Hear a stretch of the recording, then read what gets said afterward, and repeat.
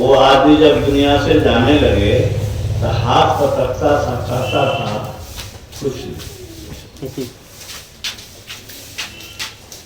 हम लोग भी जाने वाले हैं। आज हम लोग पुण्यतिथि मना रहे हैं हलेश्वर बाबू। हलेश्वर बाबू विद्वान शिक्षक थे, विद्यादान उन्होंने किया। यश उनका मधेपुरा के इर्द गिर्द है, उनका जीवन सफल हुआ। हम लोग भी जाने वाले हैं, पछता के नहीं जाएं, खाली हाथ नहीं जाएं, कुछ लेके जाएं। कौन चीज लेके जाएं? क्या जाने वाला है साथ में? ये धन नहीं जाने वाला है। जाने वाला क्या है? संस्कार। आपके अच्छे और बुरे कर्म का प्रभाव आपके मन पर होगा। फूल को हाथ में लीजिए, फेंक दीजिए, सुगंधी आपके हाथ में रहेगी। आप जो अच्छा सोचते हैं, विचारते हैं, करते हैं, उसका छाप मन पर पड़ता है। कोई बच्चा जब देने के बाद कोई कच्चा होता है, कोई शांत सुशील गंभीर होता है। क्यों? एक एक बच्चा ऐसा है उसको पढ़ने के लिए कह दीजिए, उसको पढ़ने में भारी लगता है। एक एक बच्चा ऐसा है माँ बाप का तगादा करता है। ऐसे ऐसे विद्यार्थी मेरे पर आया। जो विद्यार्थी अपने गार्जियन के आने पर हमसे गप करते हुए पाता था और कहा कि चलो आप तगादा कर लेता था, वो 4 मिनट अगर बात करते थे तो एम्स में डॉक्टर को बन गया। ये रुचि कहां से आ गई? माँ बाप पर भी चढ़ाई करने का। उत्तम संस्कार ऐसे नहीं होता। गुरु महाराज ने कहा इस जन्म में जो भजन करेगा, अगले जन्म उसका मन बुद्धि शरीर तीनों उत्तम होगा। मैं हारमोनियम सीखने की बहुत कोशिश किया, लेकिन नहीं कर सका, सफल नहीं हुआ। कौन कह रहे हैं? गुरु महाराज। मैंने सोचा कि पूर्व जन्म में इससे मेरा पेशर का नहीं।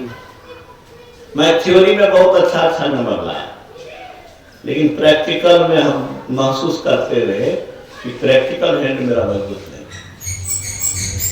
थ्योरी में कठिन से कठिन सवाल को हल करने में मुझे कोई परेशानी नहीं। अगर हुई भी तो हल हो गया अपने से, शिक्षक की जरूरत नहीं पड़ी। तो इस जन्म में आप जिस चीज में मन लगाएंगे वो छाप आपके मन पर रहेगा। इस जन्म में जो भजन करेंगे, सत्संग करेंगे, गुरु से प्रेम करेंगे, ईश्वर भक्ति करेंगे, उसका अगले जन्म में स्वाभाविक रूप से मन उधर झुकेगा। सत्संग में, ध्यान में, भजन में, गुरु की सेवा में उसकी रुचि बढ़ी रहेगी। कहने की जरूरत नहीं पड़ेगी, उसके अंदर का संस्कार धर प्रेरित करेगा। भगवान बुद्ध को कौन सी कमी थी?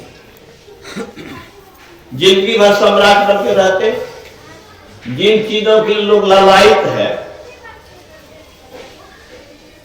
गद्दी बचाने के लिए क्या कुकर्म नहीं कर रहे हैं निशागन, वो जिंदगी भर सम्राट बन के रहते।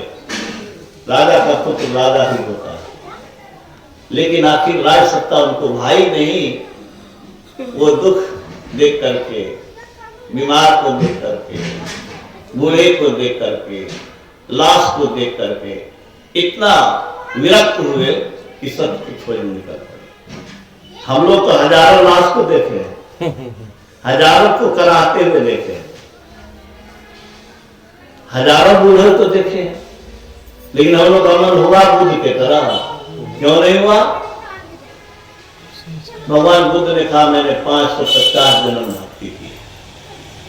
भक्ति के कारण उनकी बुद्धि इतनी तीव्र हो गई, इतना अगर सोची हो गए कि मुझे दुखों का निदान करना है। हमको राज सत्ता के लोभ में पड़ करके राज सत्ता भोगना नहीं है, बल्कि सुपर चीज क्या है? शरीर में सुपर चीज क्या है? बोलो बोलो। प्राण है। प्राण। उस सुपर चीज के लिए कुछ नहीं किया, इस क्षणिक देह के लिए किया। ये देह क्या है बोलो तो? मरण तो उसका यंत्र है। इस शरीर का अस्तित्व मेरे कारण है, इस आत्मा के कारण है। वो आत्मा का जीवन क्या है? अनंत है, अजर है, अमर है, उसके लिए कोई व्यवस्था नहीं। और क्षणिक शरीर के लिए हम लोग पूरी समय लगाते हैं और कहते हैं कि काम से फुर्सते नहीं से। गुरु महाराज ने कहा कि मरने की फुर्सत है, जब राज आएगा तो कहिएगा कि हमको थोड़ा ही काम बचा हुआ है, कर लेंगे। मान लेगा क्या? मरना तो पड़ेगा। मरने से पहले कुछ काम ऐसा कीजिए जो आपकी के साथ जाएगा।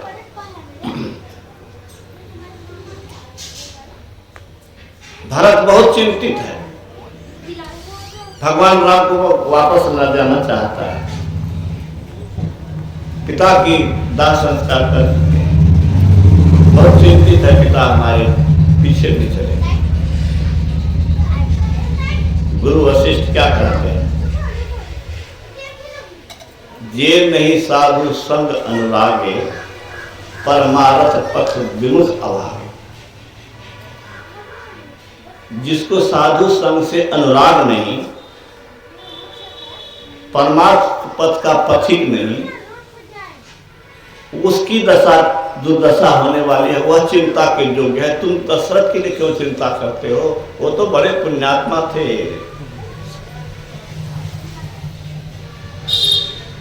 सत्य वचन को सत्य करने के लिए अपने प्यारे पुत्र को बन जाने से नहीं रोका। इच्छा तो थी कि बन नहीं जाए, कि कई की मांग देने पर, करने पर, वरदान देने पर, लेकिन इच्छा थी उनकी कि जाए। अगर इच्छा रहती तो तलब करके नहीं मरते। वो चाहते तो अपने वरदान को वापस ले सकते थे कि नहीं, मैं ये काम नहीं कर सकता, लेकिन वचन को सत्य करने के लिए इतने सत्यनिष्ठ थे, उनके लिए क्या चिंता करते हो? तो हम लोग भी जाएंगे, सदाचारी और ईश्वर भक्ति दोनों साथ जाना चाहिए। अब हरे राम बाबा साहब को सुनिए। श्री सद्गुरु महाराज की जय।